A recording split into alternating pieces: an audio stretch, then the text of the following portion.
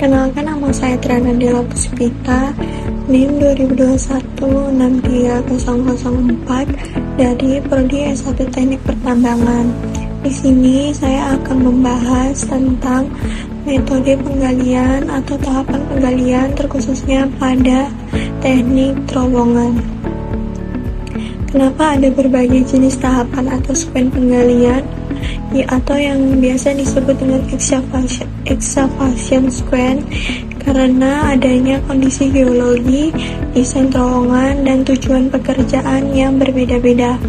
Penggalian ini tidak bisa memakai satu pola atau metode untuk semua lokasi, sehingga dibutuhkan beragam metode agar pekerjaan aman, stabil, dan efisien. Adapun beberapa metode dalam penggalian diantara lain yaitu full face method, top heading method, English method, Belgian method, American method, dan Old Austrian method. Di sini ada juga beberapa metode yang saya sebutkan tadi, yaitu metode lama, dan adapun metode yang sekarang biasanya digunakan atau sering digunakan yaitu metode seed drift method dan New Austrian tunneling method. Di sini yang pertama ada full face method. Nah, metode full face adalah suatu cara di mana seluruh penampang terowongan digali secara bersamaan. Metode ini cocok untuk terowongan yang mempunyai ukuran penampang melintang kecil hingga terowongan dengan diameter 3 meter. Cara penggalian pada metode ini di mana seluruh bidang muka setelah dibor untuk tempat detonator dan setelah itu diledakkan. Seluruh bidang muka ini umumnya dilakukan pada adit yang mempunyai diameter kecil, yaitu ukuran kurang dari 10 feet. Adapun keuntungan dari metode ini adalah pekerjaan akan lebih cepat karena penampang permukaan terowongan digali secara bersamaan. Juga proses tunneling dapat dilakukan dengan kontinu.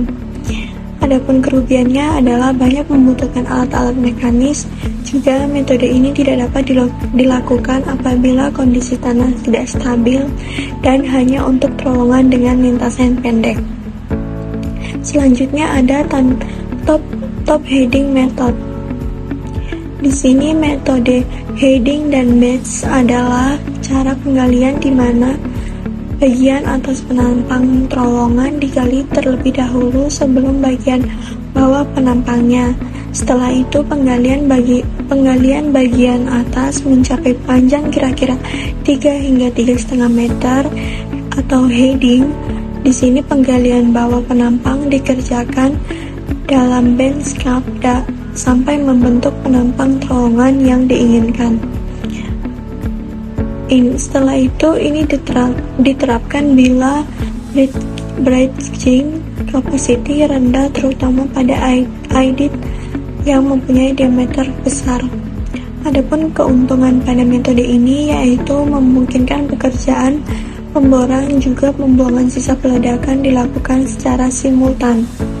Yang kedua, metode ini efektif untuk pekerjaan terowongan dengan penampang besar dan dengan lintasan yang relatif panjang. Nah, pada English method, metode selanjutnya ini yang metode penggaliannya dimulai dari bagian bawah atau bottom heading.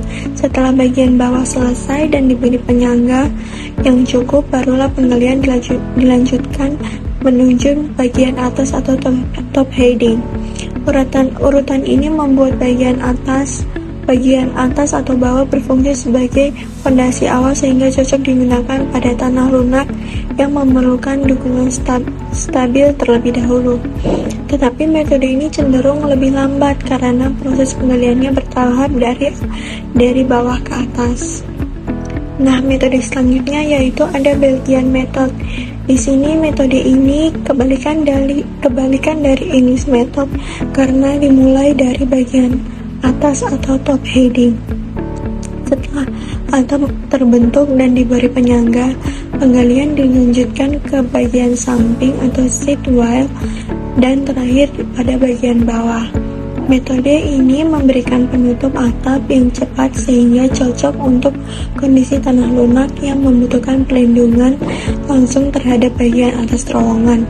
Tetapi metode ini membutuhkan penyangga awal yang kuat dan cepat dipasang agar deformasi tidak terjadi. Dan selanjutnya ada American Method. Di sini adalah metode yang lebih modern dan banyak digunakan untuk terowongan berukuran besar. Penggalian ini dilakukan dengan sistem top heading atau bench, yaitu menggali pada bagian atas terlebih dahulu, kemudian lanjutkan ke bagian bench atau bagian bawah. Penggunaan penyangga yang kaku seperti rangka baja atau beton membuat metode ini lebih efektif di batuan kuat dan pengerjaan mekanis berskala besar. Tetapi metode ini memiliki kelemahan, yaitu kebutuhan biaya tinggi untuk penyangga dan peralatan yang lebih berat. Adapun Old Austrian Method, di sini metode penggalian yang merupakan pendahulu dari NATM yang dikenal pada saat ini. Prinsip utama pada metode ini adalah menggali secara bertahap dan mengizinkan batuan memberikan dukungan alami melalui pengontrolan deformasi. Pada metode ini, penyangga yang digunakan bersifat fleksibel seperti kayu atau shortcut tipis. Dipasang setelah penggalian untuk menstabilkan dinding dan atap. Metode ini juga sangat adaptif terhadap berbagai kondisi geologi, tetapi membutuhkan pemantauan geoteknik yang efektif agar deformasi tetap dalam batas aman. Di sini ada pun metode baru atau metode yang sering digunakan pada saat ini, yaitu ada dua metode, yaitu Side Drift Method dan New Austrian Tunneling Method atau kita kenal dengan NATM. Yang pertama adalah Side Drift Method.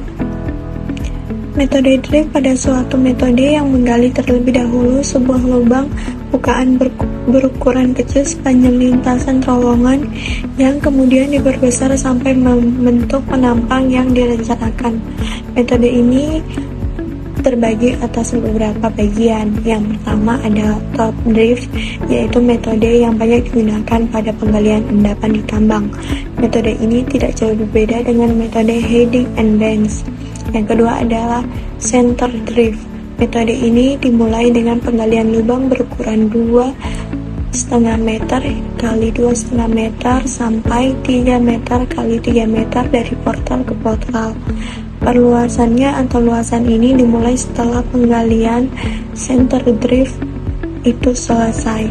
Adapun keuntungannya yaitu metode ini menguntungkan karena memberikan sistem ventilasi yang cukup baik, juga tidak memerlukan penyangga sementara yang rumit karena ukurannya cukup terbilang kecil. Yang terakhir, marking dapat dilakukan bersamaan dengan penggalian. Nah, kerugiannya yaitu pekerjaan perluasannya harus menunggu center drift selesai secara keseluruhan. Juga alat bor harus dipasang dengan pora tertentu. Pada permasalahan ini, yang dimana pada tahun 1985 telah terjadi keruntuhan pada saat pembangunan terowongan Kasirau di Jerman. Hal ini terjadi disebabkan oleh celah yang dibuat untuk membangun rem dan membuat pembalikan sementara pada Carlot tidak efektif. Di sini ada pun tabel yang menggambarkan hubungan dengan RMR Bieniawski dan contoh-contoh terowongan.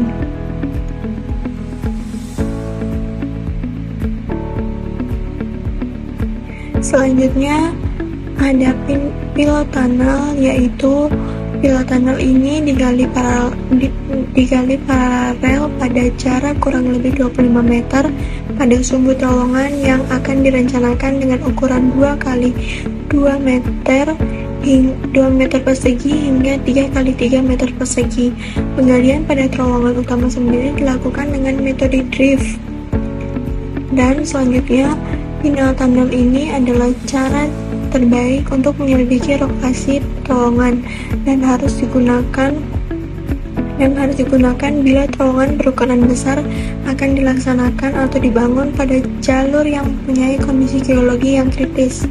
Dengan membuat pilot tunnel, maka berbagai masalah yang ditemui pada pelaksanaan penggalian pada skala yang lebih besar dapat diantisipasi sedini mungkin. Di sini ada keuntungan pada pilot tunnel, yaitu cocok untuk penggalian terowongan besar dengan kondisi geologi yang kritis. Selanjutnya, keuntungannya yaitu tingkat resiko pada kondisi geologi yang kritis dapat diminimalisir. Selanjutnya ada metode sumuran vertikal, yaitu sumuran adalah suatu terowongan yang digali secara vertikal atau yang menyerupai sumur besar, di mana pada dinding dasar sumur tadi dapat digali lubang-lubang ke arah horizontal. Metode ini dilaksanakan dengan membuat lubang vertikal tegak lurus sampai pada terowongan yang akan digali. Dengan dibuatnya satu lubang yang memotong lintasan terowongan, akan didapatkan paling sedikit 3 buah atau heading place.